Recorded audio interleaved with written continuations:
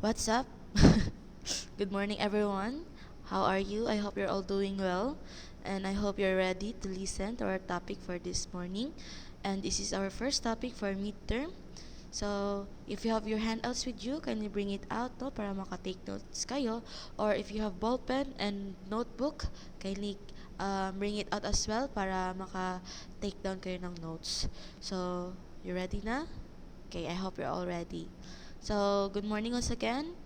And today we will discuss our first topic for midterm.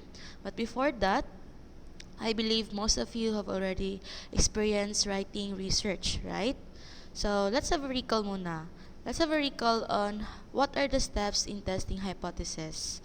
No? So, since writing research, usually meron yan siyang hypothesis, right? Lalo na kapag experimental man yan or quantitative na research.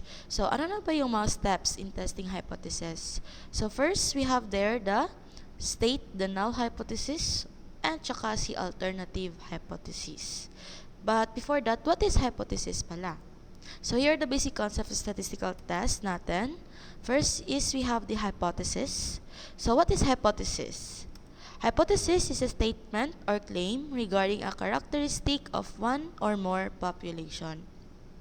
And it is a preconceived idea assumed to be true but has to be tested for its truth or falsity. So, meaning to say, assumption lang natin ito as a researcher na with this kind of problem, there is a, let's say, kapag mag-compare tayo ng dalawang variable natin, there is a significant difference ba sa kanila or is there a significant relationship sa kanila, no? For example, ang gusto natin malaman is meron bang difference sa IQ ng babae at saka IQ ng lalaki. And then our hypothesis is meron, no? Merong differences. Now, kailangan natin mapatunayan, no? Kung totoo ba yung claim natin or kung totoo ba yung hypothesis natin para ma-verify if true yun siya or false. Okay?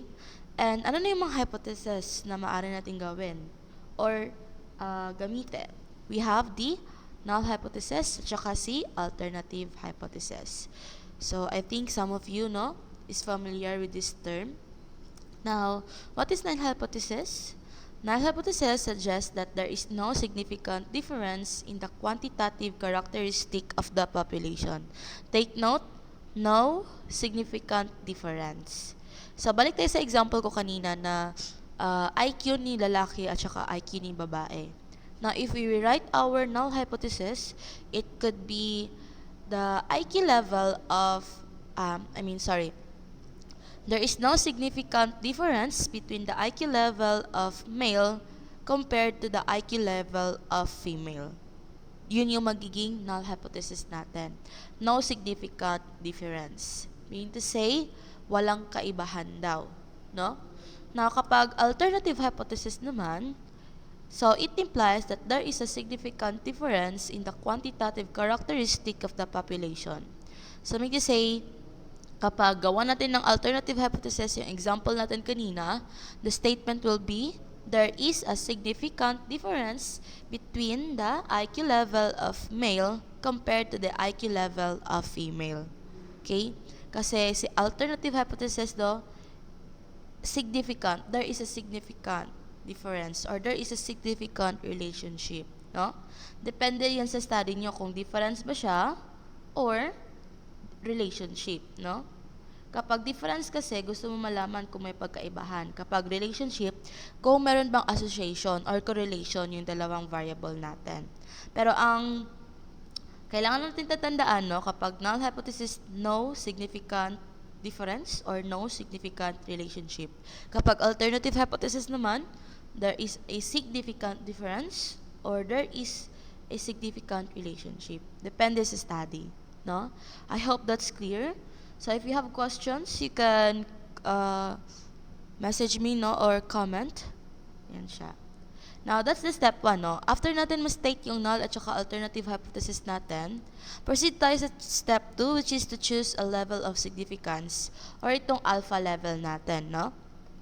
So, depende din yan sa study, pero usually, yung alpha level na ginagamit natin no, is 0.5. Okay? 0.5. So, kung face-to-face lang ito, no? Tatanungin ko sana kayo kung ano yung ginamit niyo na level of significance. Pero usually, 0.5 yan siya.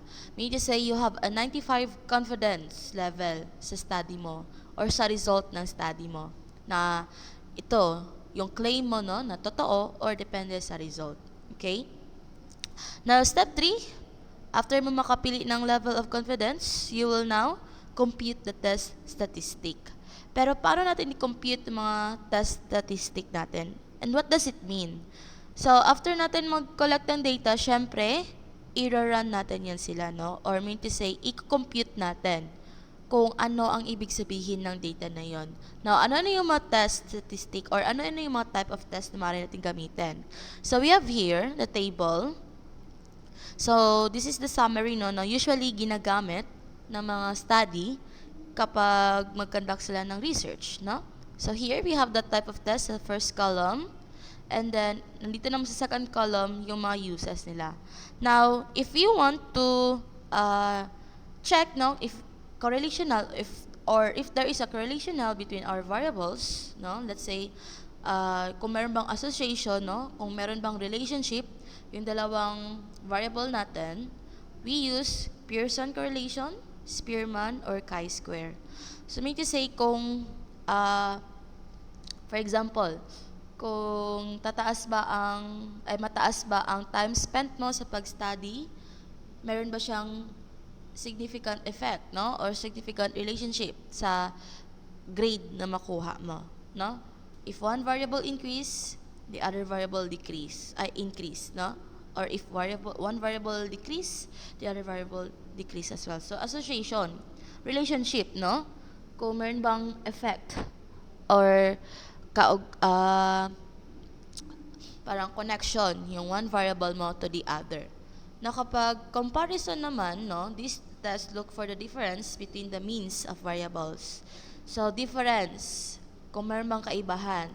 Yung sa example natin kanina, no, yung if we want to compare the IQ level ni male at saka female, dito tayo, itong type of test yung gagamitin natin. Kasi, difference lang man, kung meron bang kaibahan, no? So, we have the pair t-test, independent t-test, at saka ANOVA. So, don't worry, no? This is just the summary of the different type of tests kasi in our topic for the midterm, si chi-square lang yung focus natin. Okay?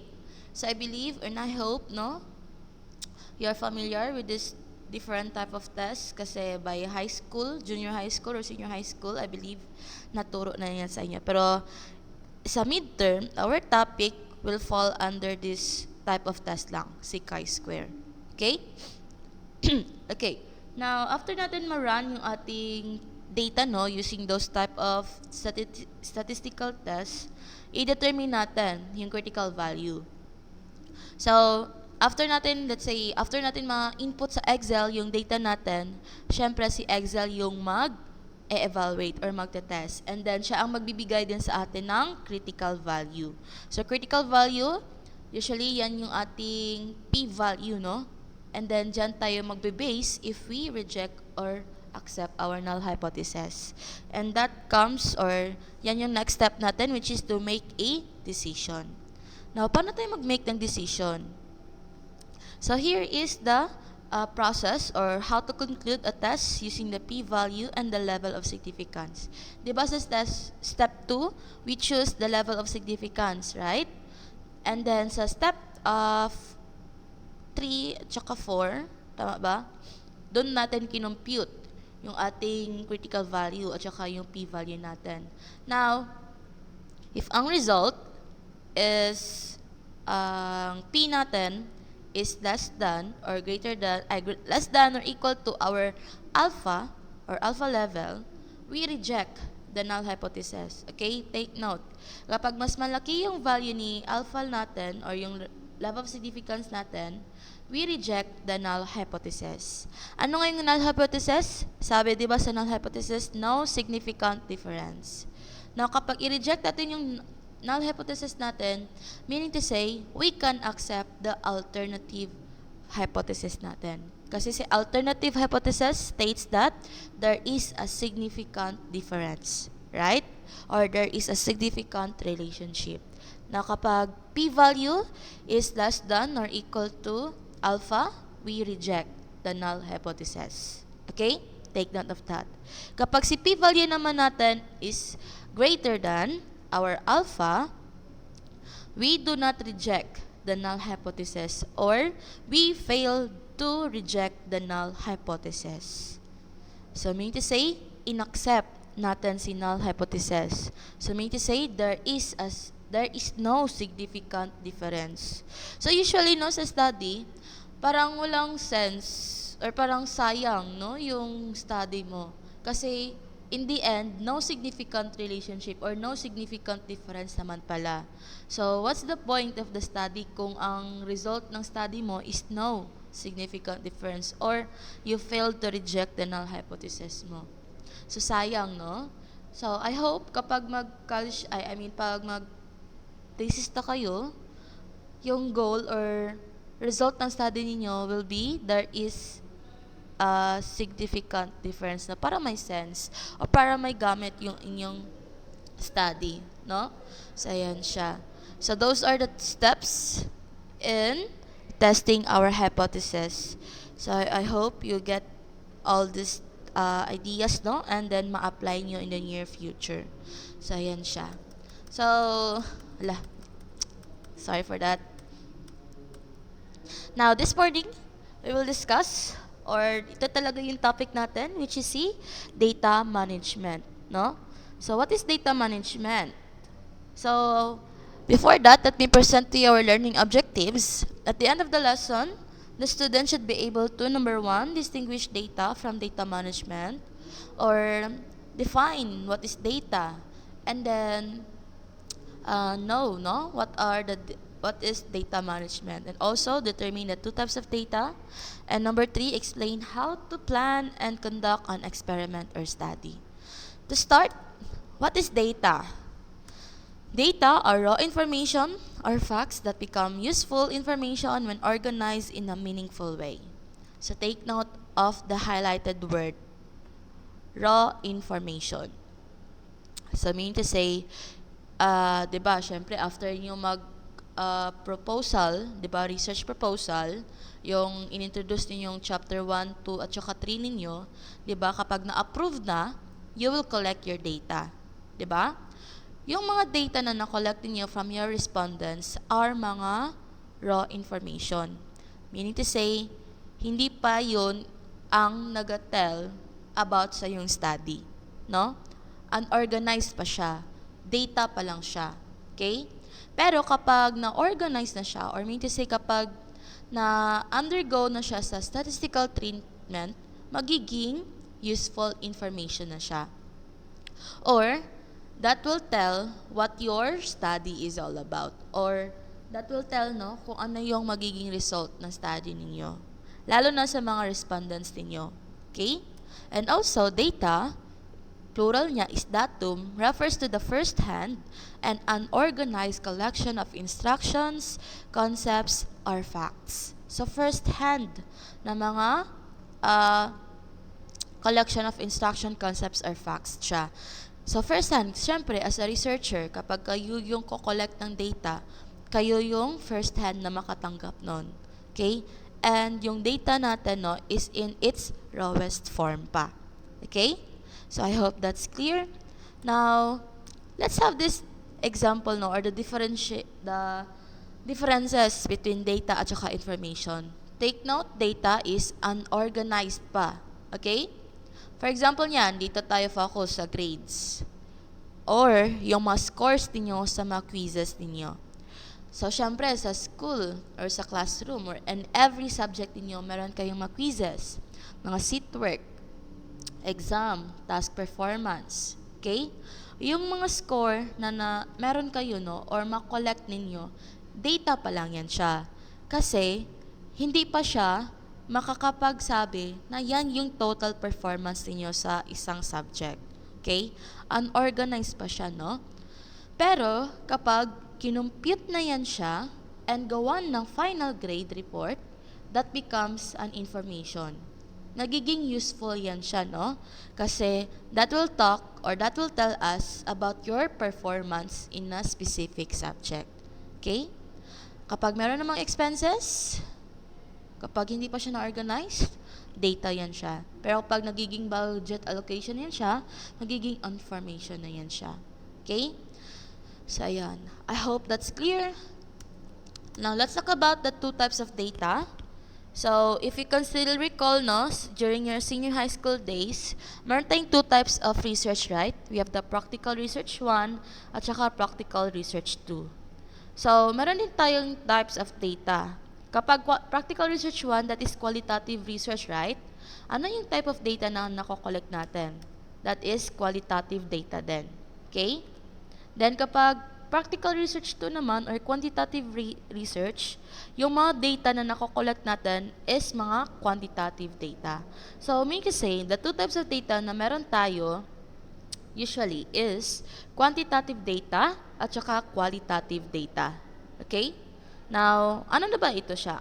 What are the difference between the two? So, let's talk first about the quantitative data. Quantitative data, these are mga numerical data. Meaning to say, countable, no? Or mga values or any numbers na makollect natin. It may be finite or infinite na mga data. And sa quantitative data, meron tayong two types dito. We have the discrete at saka continuous. When we talk about discrete, these are data that are countable or mean to say exact amount or exact value yung mako-collect natin. So, ano ba example nito? Example, the number of students in a class. So, syempre, no? Exact yung value or exact amount yung mabibilang natin or makukuha natin kapag gusto natin malaman yung number of students. Kung ilan ba sila sa klase. Bakit? Meron bang half form lang or half body lang sa student or sa isang class? Di ba wala? So, countable, no? Per head yung pagbilang natin dito. Or exact yung value natin. And also, the number of eggs in a basket. Okay? So, wala naman ding, kalahati lang, di ba? Na itlog. Kung raw siya. Okay? So, exact amount or exact value na makuha natin. Ano naman si continuous? So, continuous quantitative data, ito yung mga measurable data usually. Meaning to say, precise lang, no? Yung value na makuha natin. Hindi siya exact or precision lang. Okay? Or usually, meron siyang or nag-a-appear siya na merong decimal. So, ano ba ang example niyan? Example, yung weight. Okay? Bakit? Meron bang exact na weight? Let's say, 65 sarado. And lahat ba tayo merong 65 sarado na weight or exact na weight, 'di ba? Wala. Minsan 'di ba meron tayong let's say 55.4 kilogram, 'di ba? So that's why continuous quantitative data siya kasi measurable or precise lang yung data na ma-collect natin. And another one is the height, temperature, and also speed. So another example no ng continuous quantitative data is yung distance natin. For example, distance from Kalumpang to STI. Measurable lang siya. Okay? So I hope that's clear and I hope naintindihan. Now, let's proceed to qualitative data. Qualitative data naman ay mga categorical data. Or mean to say, yung mga data or data na makollect natin dito ay answerable by words. Okay? Or ginagamitan ng 5 senses natin. So, categorical data siya kasi mayroong mga categories, no? Let's say, nominal data. So, it is a type of qualitative data din, no? Kasi nominal data, these are data that has no hierarchy. What does it mean? You need to say, yung mga data na makollect natin, no, is pantay-pantay lang yung value niya. For example, eye color. Bakit ba? Kapag color blue yung mata mo, is, ano ba yan siya? Yung mas higher yung value niya compared sa mga mata na color black? 'Di ba hindi naman? So, pantay-pantay lang, nominal lang, no? No hierarchy siya. Gender din, no? Kung female ba ka, mas lower ka kaysa sa male. Siyempre, dili, no? And also, marital status. Kung single ba ka, mas lower ba ka? Or mas lower bang value mo compared sa mga married? So, di ba hindi? So, those are mga nominal data, no? No hierarchy, meaning to say, pantay-pantay tanan. Now, another example na nominal data is yung student ID number natin. Ma'am, may number sa mo ang student ID. So, even though na merong number yan siya, no? ID nga, di ba? Identification. It talks about you. Okay? Though, merong numbers dyan, pero, hindi naman siya, computable or countable. Kasi, it just talks about your identity. And bakit ba? Kapag meron bang value, let's say, student ID mo is 02000165, mas maliit ba siya compared sa ID number na 0200,450? Di ba? Hindi. Nominal lang, no? No hierarchy siya. Okay? Now, another one is the ordinal. Si ordinal, dito yung data na merong hierarchy. Anong example nito? Yung mga satisfaction rating natin, no? If you agree or strongly agree about the statement, or you disagree, no? Or yung education level natin, this is also a qualitative data, lalo na ordinal siya, no? Kasi we know naman, di ba, na mas higher yung level ng tertiary kaysa sa elementary, no? And also yung mga agreement. So those are the qualitative data. So I hope that's clear. Now let's try this one, no? Let's determine whether quantitative or qualitative data yung mga following. So first, 10 kilometers. So kilometers, this is distance, right? So this is quantitative and at the same time continuous. Now kapag 10 students, so exact, countable siya. So that is quantitative pa rin pero discrete. Now how about blonde? This talks about the color of the hair. So gamit tayo ng senses natin, no? And that is qualitative. And nominal siya kasi pantay-pantay naman lang lahat. No? No hierarchy yung data natin dito. How about sweet? So there are students na nagsabing na qualitative, ma'am, pero ordinal. So nominal lang siya, no? Kasi sweet. Even though merong levels of sweetness, no? Pero both of them, lahat naman sila is mga sweet. Okay? Now, 9 dogs. So, this is quantitative and at the same time discrete. Okay? So, I think dyan lang muna. Okay? Kasi, my time is running na. I'm running out of time. So, dito na lang muna. So, part 2 na lang muna yung continuation ng ating topic. Ay, sige, discuss na lang muna ito si data management. So, data management is just the process of collecting, no, organizing, presenting, analyzing, and interpreting of numerical or categorical data. Meaning to say, this is how you handle yung mga data na na-collect mo. This is how you organize them. This is how you will analyze them, no? Or this is how you will represent or present them to your audiences.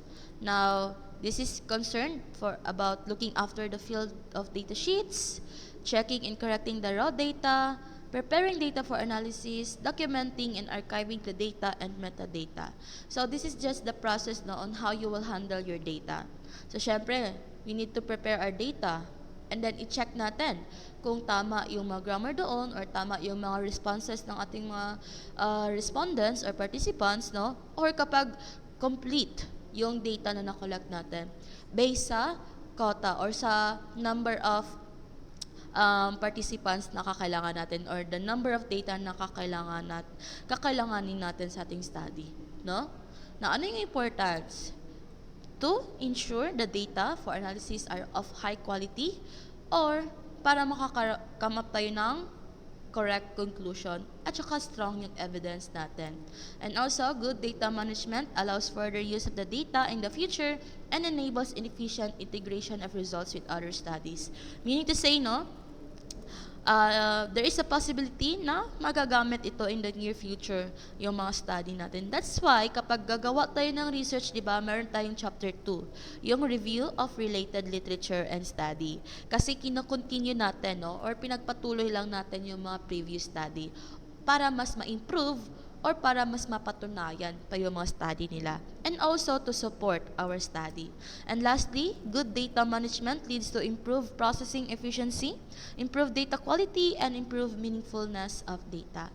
And parahan ay, no, kumbaga, organize. Hindi tayo malito sa pag-analyze ng ating data. Okay? So, I think that's Diyan na lang muna. Kasi part 2 na lang itong si planning and conducting an experiment of study. So, I hope you will watch this video until the end, no? So, I hope meron kayong natutunan. So, thank you everyone for listening and see you sa part 2 ng ating video. Goodbye.